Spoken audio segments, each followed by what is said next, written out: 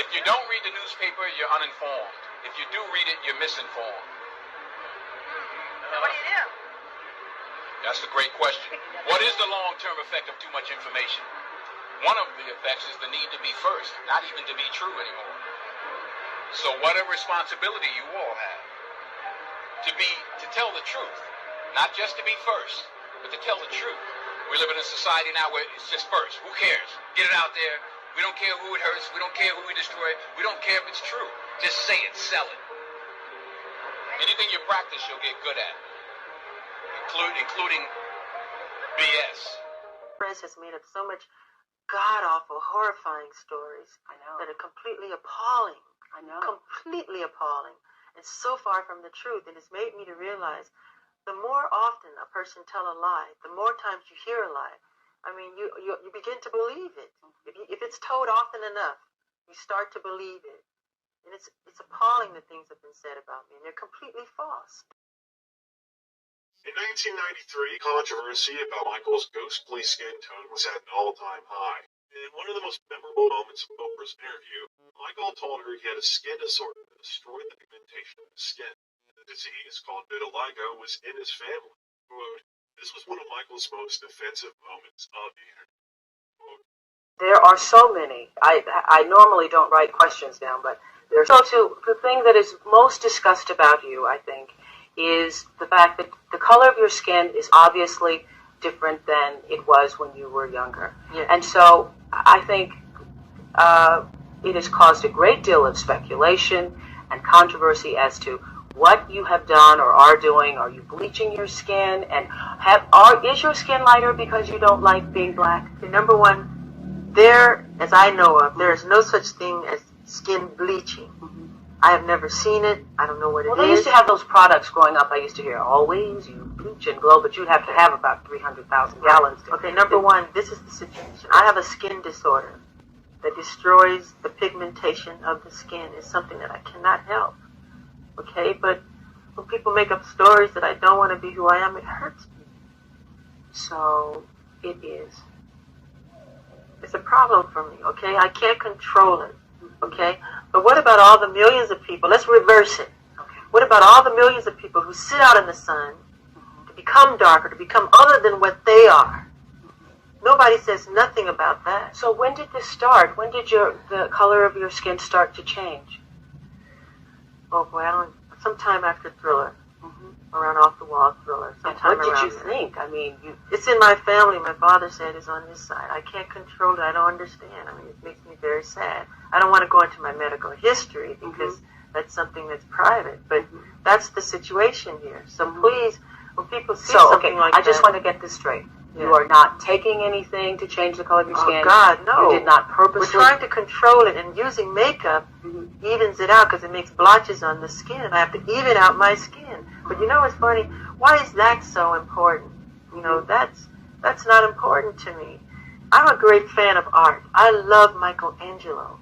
If I had a chance to talk to him or read about him, I would want to know about what inspired him to become who he is, the anatomy of his craftsmanship, not about who he went out with last night or why he decided to sit out in the sun so long. What's wrong with, I mean, that's what's important to me. How much plastic surgery have you had?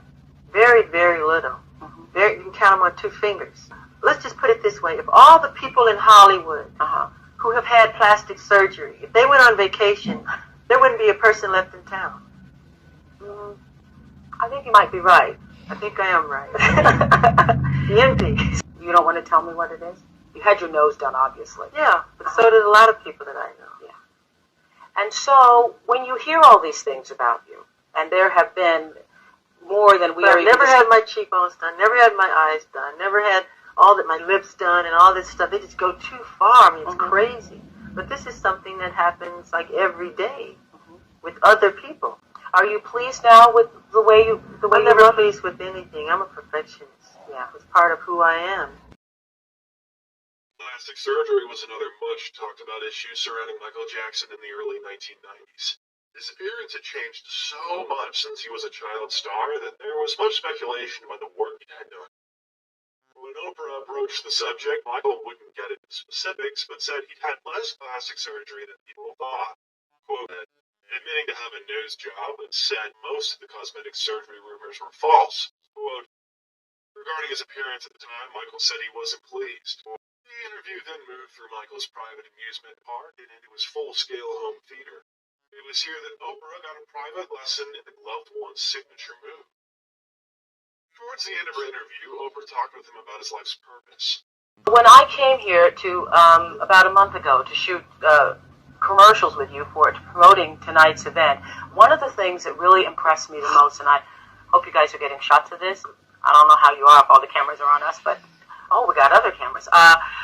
Is that there are built inside the walls here beds for some of those sick children who come. And what I realized when I saw that is that you have to be a person who really cares about children to build it into your architecture. Yes. Makes me feel like a child again. And one of the things I promised myself was when this interview was over, live around the world, I was going to go get on that Ferris wheel. That is exactly what I intend to do. I'm going to take off my blue shoes, and I'm going to ride on the Ferris wheel. I'm going to have a good time. AC Nielsen reported that Michael Jackson Talks to Oprah was watched by an average of 90 million viewers, which at the time was the 20th largest audience for a U.S. television program ever, and stands today as the largest audience ever for a television interview. The special, along with his recent appearances at the 1993 American Music Awards and the Super Bowl halftime show just days earlier, were contributing factors in a resurgence in sales for his 1991 album Dangerous. Quote, it was the most exciting interview I had ever done, Oprah said. Quote, it certainly was going to be the most watched interview. After the live interview special was over, Oprah reflected on the experience and the time she spent with the superstar. Quote, what I remember about Michael the most is that he was a person who was passionate about life. He was really passionate about his work and passionate about his desire to try to be a good force in the world. Looking back, Oprah says she realized in that moment that she had a fondness for Michael. Quote, he's very likable there, and I can tell you I really, really liked him. She said, quote, after this interview, I thought I could be his friend because I felt that he was really honest. Despite speaking about their connection, the pair never became close friends. Within 6 months of the landmark interview, Michael Jackson was embroiled in another battle when allegations of child molestation hit news headlines in the summer of 1993. While in a fight to prove his innocence, save his colossal career and rectify his tattered public image, Oprah Winfrey, like many others in the public eye, steered clear of the controversy. Having shared her own experience of being sexually abused as a child while taping her talk show, Oprah Winfrey had become somewhat of an outspoken activist for change to protect children and exposing what she considered a national epidemic. She did countless shows on the taboo subject matter, urged Congress to establish a national system of background checks for child care providers, donated thousands to child abuse prevention groups, and hosted the 1992 primetime special, Scared Silent, exposing and ending child abuse. Having become an advocate for those to speak out about an issue that often has deep shame attached to it, Winfrey likely felt she would be a hypocrite if she spoke out herself in favor of Michael, especially having only spent a brief period with the superstar and when details of the case weren't clear yet. Oprah instead distanced herself from the king of pop and never publicly shared her opinions on the alleged claims in order to avoid backlash. However, despite Oprah's desire to disassociate herself from Michael Jackson, the groundbreaking interview did wonders for her career, as the special gave Winfrey and her talk show much-needed credibility. She set her sights on more high-profile interviews and wanted to tackle more serious subject matters. She became the go-to interviewer for the famous who wanted to bare their soul in deep, meaningful conversation, giving space to address social issues they were directly affected by, such as certain health struggles, sexuality, or substance abuse. In 2003, after Martin Bashir's documentary Living with Michael Jackson reignited a controversy over the superstar's perplexing relationship with young boys, Oprah Winfrey conducted an audience debate on the subject. Although the television personality never expressed an opinion on the singer's innocence, she was visibly disturbed by Jackson's warped perception of what is appropriate between a grown man and a child, expressing that it was dangerous to justify such behavior, such as sleeping in the same bed as a minor, as it permits others to leave children in vulnerable situations with potential predators. And as you know, Michael said that he had felt betrayed by Martin Bashir. So last night, Michael ran his side of the story on Fox. They called it the footage you were never meant to see. The issue is the children and Michael's perception that sleeping with children as a grown man is okay. Right? And for him to say that nothing sexual is going on, that does not matter. If nothing sexual is going on, that does not matter. He was a great entertainer, and now he has become possibly some kind of an offender. And I think we should investigate. Come on, he said it. He said he's done this. So where are the officials? Come on in now. He's told you. Why are we waiting? Why are we waiting? That's my question. If he's supposedly done this, come on out and get him. What are we waiting on? When Michael Jackson was in the throes of his high-profile trial for allegations of child molestation in 2005, and while the topic was in the public zeitgeist, Winfrey took the opportunity to discuss the impact of child abuse on several of her shows. His brother Randy revealed that the final straw for Michael was when the jury was deliberating on his fate. Oprah Winfrey chose to up her ratings by broadcasting the show on pedophilia.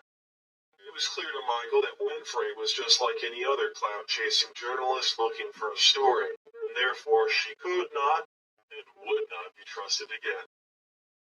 I was not a friend. I was someone who had interviewed him, and at the time really had a lot of compassion for him. And those feelings about him changed over the years? The feelings didn't change. In terms of my sense of compassion for him, what I felt was a sense of sadness. I never knew, what the truth was, as none of us now will ever know what the truth was. But anytime anybody has allegations of child abuse against them, that causes me to take a pause. The problem was people around him.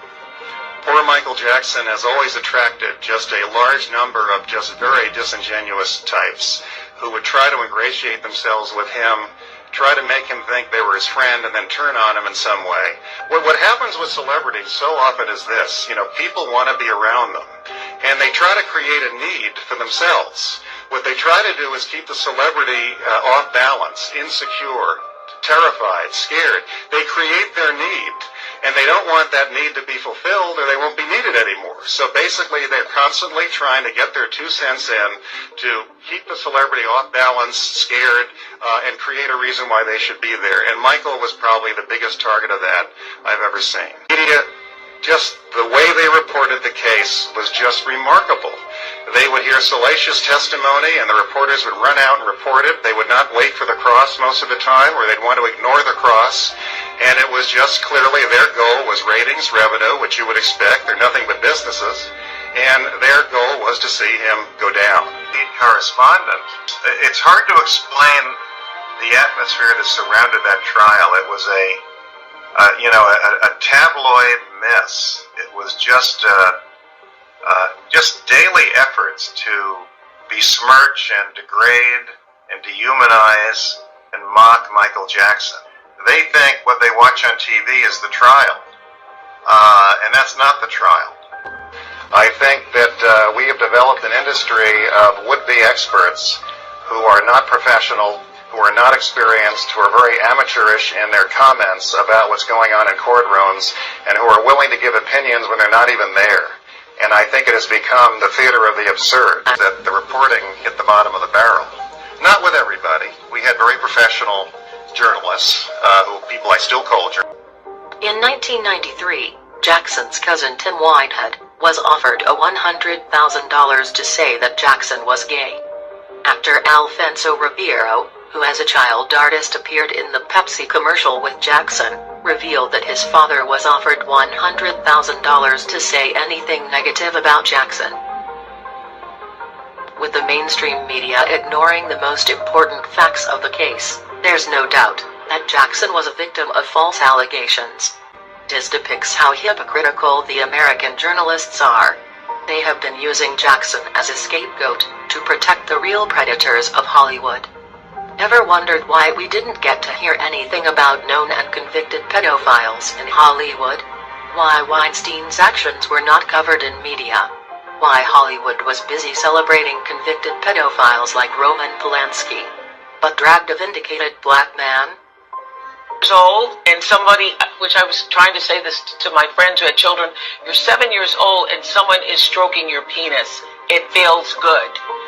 Even though you don't have a name for what that is, it feels good. Ever wondered why we never hear of any allegations against Oprah in the media? Whether it's her father getting accused of assault, or her school in Africa for being in the light in relation to child trafficking, or her silence on her best friend Harvey Weinstein, or John of God, whom she had even promoted. You will never hear stories that demeans her reputation, even if they're true. That's the treatment a black person in America gets when they follow the rules, and not go out of their league to expose the people in power. Something that Jackson never did, for which he had to pay the price throughout his life. The media was certainly disgusted that a black man owned half of the music industry. The media was angry that a black man won the hearts of every race, every age, every demographic, globally. The media was repulsed that a black man had more success and money than their white idols. He loves the fans, and he knows that we love him too, and that we would do anything for him. I think people are just jealous. You gotta look at the man's heart. You look at what he does for the children, for people in general. I don't care what he does to his face. He has to live with that, you know? This is hard. That's what matters. He's a great entertainer. Take all the other crap. He's the best. He's the greatest. Tabloid junk. We need to burn all the tabloids.